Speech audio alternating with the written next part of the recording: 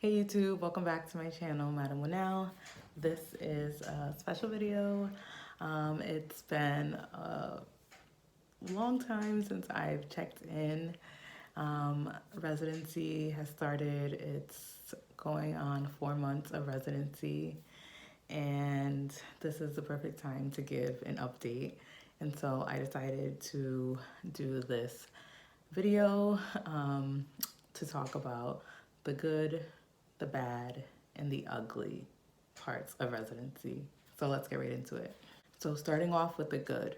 So the good part about residency is that, the most obvious, you're finally a doctor, you have your badge that's gonna say doctor, you're finally gonna be having this privilege, this great privilege and responsibility of saving lives, and you're going to be making your own diagnoses and your own treatment plans. Of course, you will have to run it with your senior residents and the attendings, but you really step into your role as a fully practicing doctor. And that just is so great because after all these long years, you finally see your hard work come to fruition. You finally see, after all those years of science classes and med school and rotations and board exams and stress and all these things that kind of just culminated into this very day that you get to walk through the hospitals and be regarded with your title that you've worked so many years for, and you get to save lives, you get to heal people, you get to make a family's day, make a patient's day, you get to see someone come in sick and leave well and whole, and that's just a very beautiful feeling. So that's what I would say the good part about residency. Now going on to the bad. So yes, as a doctor you are saving lives, but the honest truth and the bad part about being a doctor finally in residency is that you will not save everyone. You will deal with patient death. I've already dealt with several patient deaths, writing death certificates, seeing families while running codes and doing CPR, and seeing patients that just didn't make it. And that's something that there's really no class or course that could ever teach you how to prepare for death or patient death as a doctor, and having these tough conversations with families.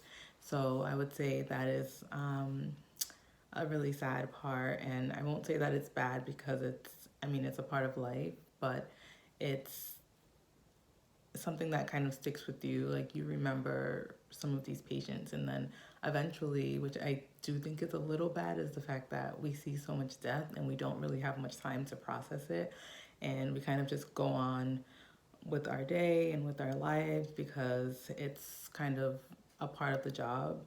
And we do have to be kind of wired and, um, I guess I'll say, programmed to kind of deal with death in a certain way, because this is something that is inevitable, especially in the hospital, especially when you're an internal medicine resident. You're going to be in the ICU with patients who are very critical, and so death is kind of impending at any time, or even on the regular hospital floors, um, or in the emergency room, which we do rotate through. But yeah, so I would say that losing patients, patient death, dealing with that, dealing with families, seeing children, wives, and grandparents, or whoever it is, just kind of lean on you to help their loved one, and there's only so much that can be done. So I feel like that is probably a really tough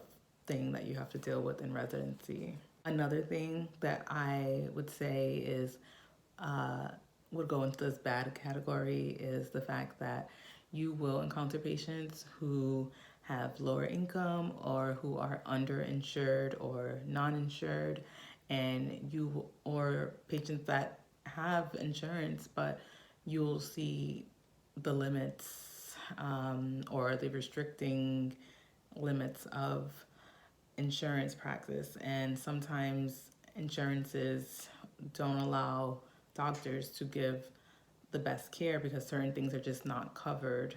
And we do have to make do with what we have and what the resources we have.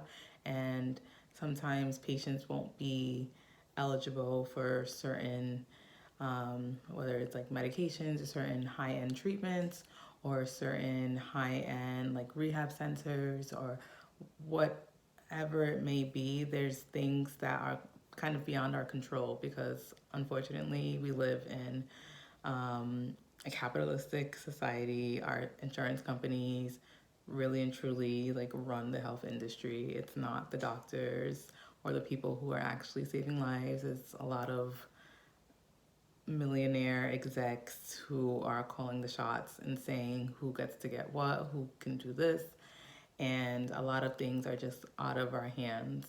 So that is a sad part of medicine, and just being witness to the health disparities that you see with patients due to their socioeconomic status. You see lower income patients suffering from certain things that are very preventable, and maybe they can't come to their appointments because they have to go to work. They can't afford to miss one day of work because that means there's no food on the table, or that means they can't pay for their medications or whatever it is. So it's kind of just like a cycle. And again, it's something that we really do not have full control of. But a lot of doctors are trying to find ways to reduce these health disparities, and I'm one of them.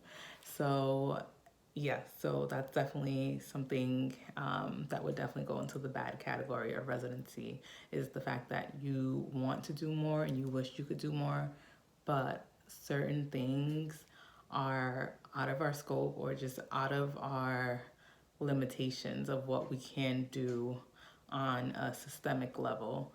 On an individual basis, maybe there's certain things with like drug coupons or social work stepping in and finding ways to kind of curtail and walk around things, but a lot of things are just out of our hands, unfortunately. Now, the ugly. So, the ugly part of residency is actually very, very, very dark. Um, so,